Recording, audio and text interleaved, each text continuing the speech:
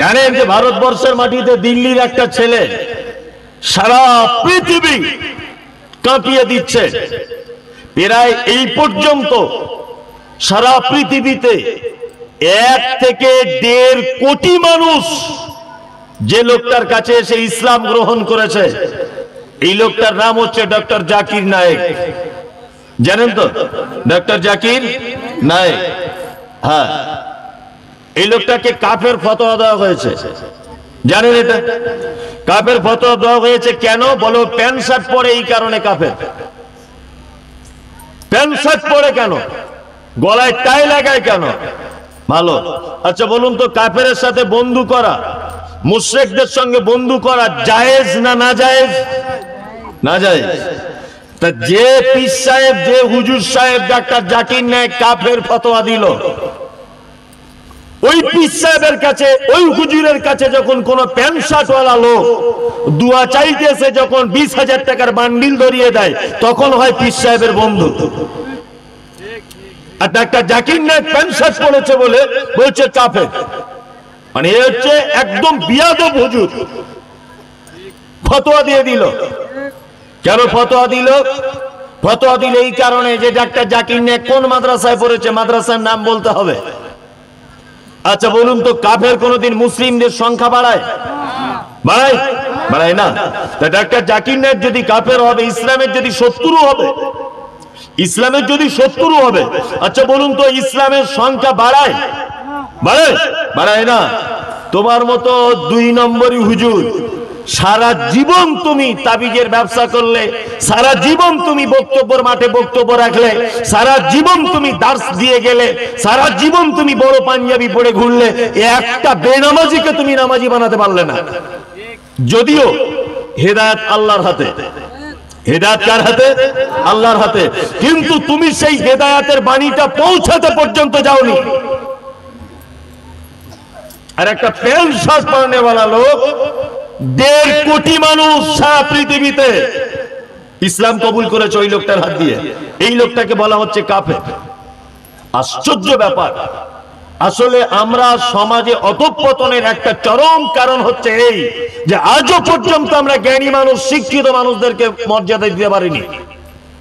শিক্ষিত মানুষদের মর্যাদা দিতে পেরেছি? পারিনি। তার একটা দৃষ্টান্ত বলছি আপনাকে। এই গ্রামে আমি মমতাজুল ইসলাম, আমি একজন MBBS ডক্টর। আমি খুব হাই র্যাঙ্কের একজন শিক্ষিত, মানে আমার মতো শিক্ষিত লোক আপনাদের থানাতে আর কেউ নেই, ধরে নেন, এটা বোঝানোর জন্য বলছি। আগামী পঞ্চায়েত ইলেকশন আমি CPM থেকে ভোটে দাঁড়িয়েছি, আর এই লোকটা দাঁড়িয়েছে তৃণমূল থেকে, রিক্সা চালক, 1 কলম লেখাপড়া জানে না। রিক্সা চালক কাজটা আমি ছোট করছি না। এই লোকটা ভোটে দাঁড়িয়েছে রিক্সা চালক তৃণমূলে, আর আমি একজন MBBS ডক্টর, আমি দাঁড়িয়েছি CPM থেকে। আচ্ছা বলুন তো আপনাদের গ্রামে জিতবে কে? কে জিতবে? TMC। একদম।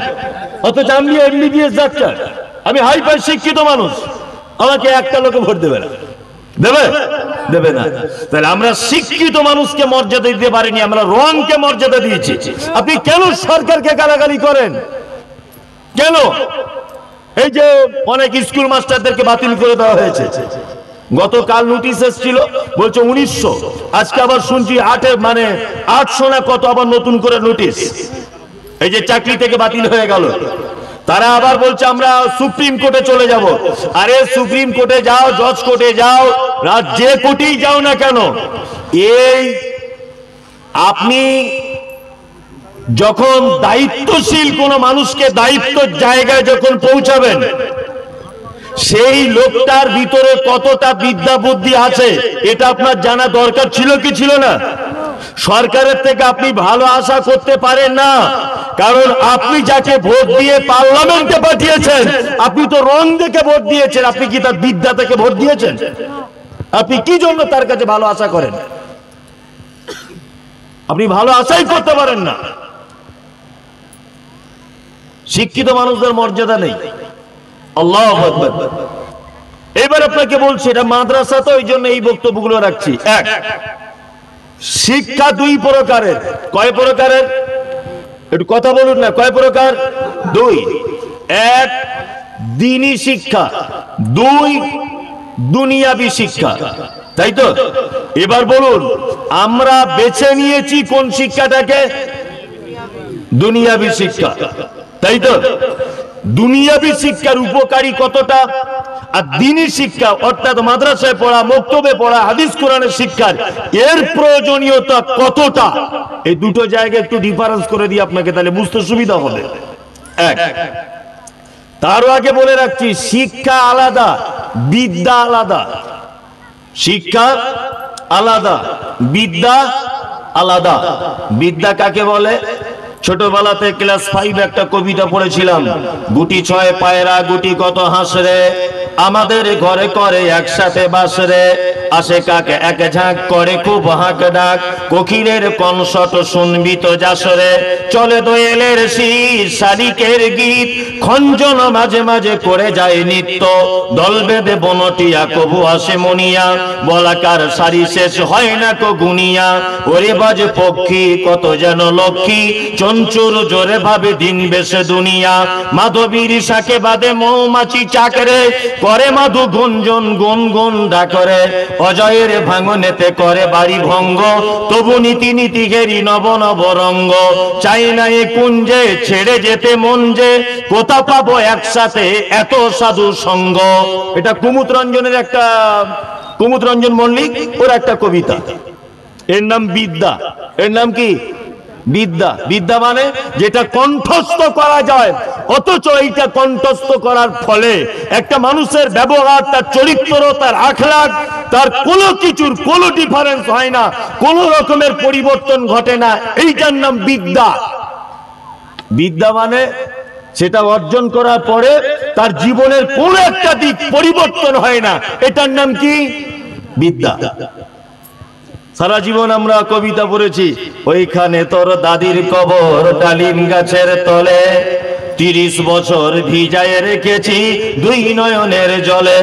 তোর দাদির কবর তো আমার বাপের কি? হ্যাঁ, তোর দাদির কবর তো আমার বাপের কি? এতে কোনো পরিবর্তন আসবে মানুষের? আসবে? খিচুড়ি স্কুলে পড়ানো হচ্ছে, বলছে হাট্টিমা টিম টিম, তারা মাঠে পাড়ে ডিম, তাদের খাড়া দুটি সিং। আমার মেয়েও যায় খিচুড়ি স্কুলে, তা বাড়িতে এসে জিজ্ঞেস করছি, আরে মা হাট্টিমা টিম মানে কি? আমি জানি না, দিদিমণি জানে। দিদিমণিকে গিয়ে বলছি যে কি ব্যাপার ম্যাম, হাট্টিমা টিম মানে প্রতিদিন হাট্টিমা টিম, আর অন্য কোনো পড়া নেই? হাট্টিমা টিম মানে কি গো? বলছি আপনি বক্তা লোক, হাট্টিমা টিম জানেন না? কি? বলছি ওই তারা মাঠে পাড়ে ডিম, তাদের খাড়া দুটি সিং। আমি বলছি তুমিও জানো না ঘোড়ার ডিম, কিছুই জানো না তুমি, কাকে হাট্টিমা টিম বলে? আচ্ছা বলুন, এই শিক্ষাতে কোন মানুষের একটা লাইফ চেঞ্জ হবে, পরিবর্তন হবে? হবে? হবে না।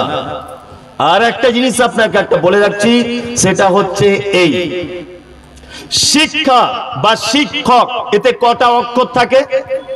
3টা, তাই তো? 2টো খ ডবল, ওটা একটা ধরে নেন। শিক্ষা তালবস্যয় হস্যি মানে হচ্ছে শিষ্টাচার, নম্র আচরণ, ভদ্র ব্যবহার। খ, খ দিয়ে ক্ষমা পরায়ণতা, ক দিয়ে কর্তব্যরত। এই 3টে জিনিসের সমন্বয়ে শিক্ষা। এক, শিক্ষক যদি কেউ হয়, শিক্ষা যদি কেউ অর্জন করে, তার ভিতরে থাকতে হবে এক, উত্তম আচরণ। 2, তার ভিতরে থাকতে হবে ক্ষমাশীলতা। তার ভিতরে থাকতে হবে একনিষ্ঠ দায়িত্ব এবং কর্তব্য। এই 3টের সমন্বয় হয় শিক্ষা। এবার আপনাকে একটা কথা বলি, বিদ্যা আলাদা, শিক্ষা আলাদা। আপনাদের এখানে যিনি বিডিও বাবু আছেন, এই বিডিও বাবু যে অফিসের ভিতরে বসে থাকেন, ওই অফিসে দেখবেন লেখা থাকে নো স্মোকিং, ধূমপান করিবেন না, লেখা থাকে না? থাকে তো? থাকে। এসপি যে রুমে বসে থাকে, ওখানেও লেখা আছে নো স্মোকিং, ধূমপান করিবেন না। জি, আইপিএস অফিসার, আইসি থানার বিডিও বাবু, এসডিও যে যে রুমে বসে থাকে, সব জায়গায় লেখা আছে ধূমপান করিবেন না। এটা লিখতে হয়, এই কারণে লিখতে হয়, নয় ওখানে কেউ ধূমপান করেছিল, নয় কেউ করতে পারে, নয় বিডিও বাবু নিজে পান করে, যে কোনো একটা।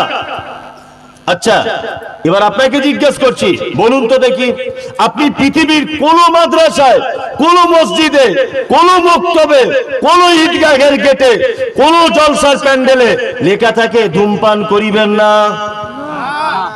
স্কুলে থাকে, অনেক সময় মন্দিরে লেখা থাকে, থাকে না? থাকে। অনেক সময় বড় বড় সরকারি উপর পোস্টে মানুষরা যে ঘরে থাকে লেখা থাকে না ধূমপান করিবেন না? থাকে। তার মানে বোঝা যায় বিডিও বাবু যে স্কুলে পড়াশোনা করেছেন, ওই স্কুলে যখন উনি ক্লাস 5-এ পড়তেন, ওনার কাঁধে যে ব্যাগগুলি ছিল, ওই ব্যাগগুলির ওজন মাপলে মোটামুটি 15 কেজি হবে। এই 15 কেজি বইয়ের ভিতরে একটা বইও লেখা ছিল না স্বাস্থ্যের পক্ষে ধূমপান মারাত্মক ক্ষতিকারক, এটা লেখা ছিল না। ওনারা বিদ্যা অর্জন করেছেন। বিদ্যা মানে ওই যে ওইখানে তো দাদির কবর, এইটা অর্জন করেছেন। ওনার ভিতরে কোনো পরিবর্তন আনেনি। পরিবর্তন আনতে পারে একটা মানুষের জীবনে একটি মাত্র শিক্ষা, তার নাম কি? দ্বীনি শিক্ষা। ওই জন্য আপনি বাহ্যিক দৃষ্টিতে যদি দেখতে চান, মাদ্রাসা, মসজিদ, মক্তব, ঈদগাহ, জলসা, এক জায়গাতেও কোথাও লেখা নেই কি ধূমপান করিবেন না। তার মানে মাদ্রাসা মসজিদে যারা থাকে এরা দুটি মাত্র সাবজেক্টের উপরে পারদর্শী, এক কোরআন, দুই হাদিস। এই দুইটি মাত্র সাবজেক্টের ভিতরে একটা মানুষকে পরিপূর্ণভাবে কি করে মানুষ হতে হয়, একটা মানুষকে কিভাবে তার দায়িত্বশীলতা অবলম্বন করে বেঁচে থাকতে হয়, একটা মানুষ তার পরিবারের সঙ্গে কেমন ব্যবহার করবে, একটা মানুষ তার অর্থনৈতিক পরিস্থিতি কেমন করে বাঁচিয়ে রাখবে, এই টোটাল বিষয়টা দুটো সাবজেক্টের ভিতরে ঢোকানো আছে। আছে না নেই? আছে। চলুন এবার আল্লাহর নিকটে শিক্ষা কোনটা এটা একটু জেনে নেওয়া যাক। আল্লাহ তাআলা, আমি জেনারেল লাইনের শিক্ষাটাকে হারাম বলিনি, আল্লাহর কসম এইটাও আপনার জানা জরুরি, এইটাও জানা জরুরি। তবে আমরা একদম একতন্ত্র ভাবে এইটাকেই বেছে নিয়েছি, দিনের শিক্ষাটাকে বাদ দিয়ে দিয়েছি। এই জায়গাটা আমাদের বড় আফসোস।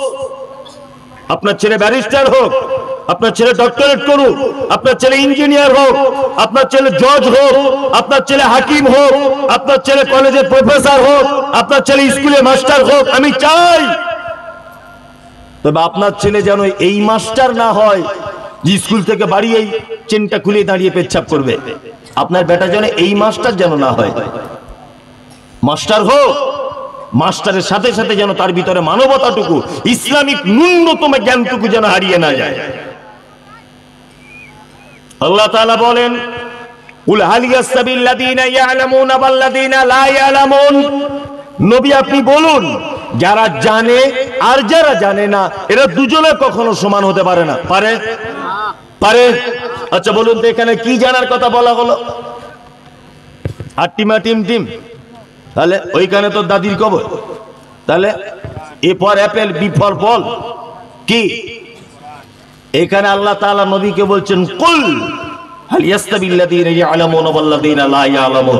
নবী আপনি বলুন, যারা জানে আর যারা জানে না এরা দুজন কখনোই সমান হতে পারে না। চলুন আল কোরআন আবার বলছে, কুল হাল ইয়াসতাবিল আমা ওয়াল বাসীর ওয়াদ-দুলুমাতি ওয়ান-নূর। নবী আপনি বলুন, যারা কোরআনের শিক্ষায় শিক্ষিত এরা চোখওয়ালা লোক, আর যারা কোরআন জানে না এরা অন্ধ লোক। আল্লাহ এই কথা কোরআনের কথা বললেন না, আল্লাহ তাআলা বলছেন কুল হাল ইয়াসতাবিল আমা ওয়াল বাসীর ওয়াদ-দুলুমাতি ওয়ান-নূর। নবী আপনি বলুন যে চোখওয়ালা লোক আর চক্ষুহীন লোক এই দুটো লোক কি সমান? হ্যাঁ, সমান নয়। তার মানে আল্লাহর ভাষাতে যারা কোরআন জানে না এরা কি অন্ধ? এরা কি অন্ধ? সমাজে এক জায়গায় মারাত্মক ক্ষতি হয়েছে। এই যে আমি এই কথাগুলো বলি বাস্তব কথা, ওই জন্য আমার নাম হয়েছে বিতর্কিত লোক। হ্যাঁ, এই বাস্তব কথাগুলো আপনি দেখুন তো, যদি কথা মিলিয়ে দিতে না পারি আমি এই এলাকাটার জীবনে কোনোদিন আসবো না। আর আপনার কাছে বিচারটা করতে দিলাম, আপনি বিচার করুন। কথা আমার নয়, কথা আল্লাহ। আল্লাহ বলছে যারা কোরআন জানে না এরা অন্ধ। কে বলছে? আল্লাহ বলছে। আপনাদেরকে এবার একটা কথা বলি, আমি মুমতাজুল ইসলাম চোখে দেখতে পাই না, অন্ধ লোক জন্ম থেকে। 10 জন লোক আমার সাথে দেওয়া হলো যে এই মাঠের রাস্তা দিয়ে দিয়ে ওই একডালা গ্রামে পৌঁছে দিতে হবে। আর আমার হাতে দেওয়া হয়েছে 5 ব্যাটারির একটা বড় চার্জার লাইট। আমি কিন্তু অন্ধ। আচ্ছা বলুন তো, এই 10 জন লোককে আমার হাতে লাইট থাকার পরেও আমি সঠিক জায়গায় পৌঁছাতে পারবো? পারবো না, কারণ আমি তো অন্ধ। অন্ধ নয়, আজকে সমাজের একটা মারাত্মক বিপদ চলছে, মারাত্মক বিপদ। আল্লাহর কসম বলছি, আপনার উপরে আমার কোনো রাগ নেই, আল্লাহর কসম আপনার সঙ্গে আমার কোনো শত্রুতা নেই, আল্লাহর কসম দিয়ে বলছি আপনার জমির পাশে আমার জমি নেই যে আপনার উপরে হিংসা করে কথাটা বলছি, আপনার উপরে রাগ রয়েছে। সমাজের একটা মারাত্মক ক্ষতি, মারাত্মক ভাইরাস চলছে, সেটা হচ্ছে এই কোরআন যারা জানে না, আমরা তাদেরকে দায়িত্ব দিয়েছি দ্বীনের কাজের পরিচালনার জন্য। আল্লাহু আকবার। মসজিদের ইমাম সাহেবের ইন্টারভিউ চলছে, ইন্টারভিউ নিচ্ছে কে? হেডমাস্টার। হেডমাস্টার উনি ইসলাম সম্পর্কে কিছু জানেন না। সব হেডমাস্টার যে জানেন এটা আমি বলছি না, কিছু মাস্টার মশাইরা জানেন। সবাই যে জানেন এটা বলছি না, কিছু মাস্টার মশাই জানেন।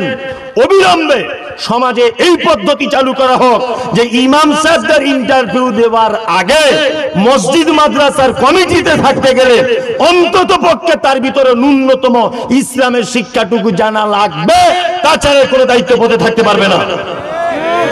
আল্লাহ বলছে অন্ধ, আরে অন্ধ লোক কি করে মাদ্রাসা চালাবে? ওর ভিতরে কোনো কোরআনের জ্ঞান নেই, ও কি করে মসজিদের ভালো মন্দ বুঝতে পারে? ও তো অন্ধ।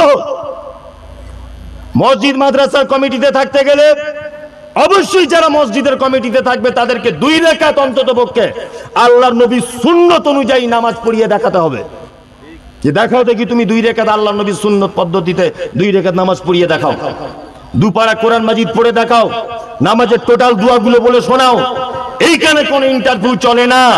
অথচ 35-3600 টাকা একটা ইমাম সাহেব রাখবে, 4 বার তার ইন্টারভিউ নেওয়া হচ্ছে। অথচ আল্লাহর ভাষাতে ইন্টারভিউ তো তোমার হবে, তুমি তো অন্ধ। আল্লাহ বলছে তুমি অন্ধ। এটা কোরআনে আছে তো? আচ্ছা আচ্ছা, এই আয়াতগুলো কেউ বার করে না, এই আয়াতগুলো কেউ বার করবে না। আল্লাহু আকবার। আর এই বাস্তব কথা যে কথাগুলো বললাম, বলুন তো দেখি কথাগুলো বাস্তব না অবাস্তব? এই যে কথাটা বললাম, এখনই বিতর্ক হবে, এই কোথা থেকে কাকে নিয়ে আজে বাজে বকছে। জি, আমি একটাও লাইন জুতো কথা বলিনি, আপনি ভুল বুঝছেন সেটা আলাদা বিষয়। অবিলম্বে মাদ্রাসা মসজিদের দায়িত্ব এমন মানুষদেরকে দেওয়া হোক যাদের ভিতরে অন্তত পক্ষে দ্বীনের জ্ঞান আছে, যারা দ্বীন যারা বোঝে, এদেরকে দায়িত্ব দেন। তাছাড়া সমাজ অচিরেই অধঃপতনে চলে যাবে। এই মমতাজুল ইসলাম ভবিষ্যৎবাণী করছি না, আমার নিজস্ব এক্সপিরিয়েন্সের কথা বললাম।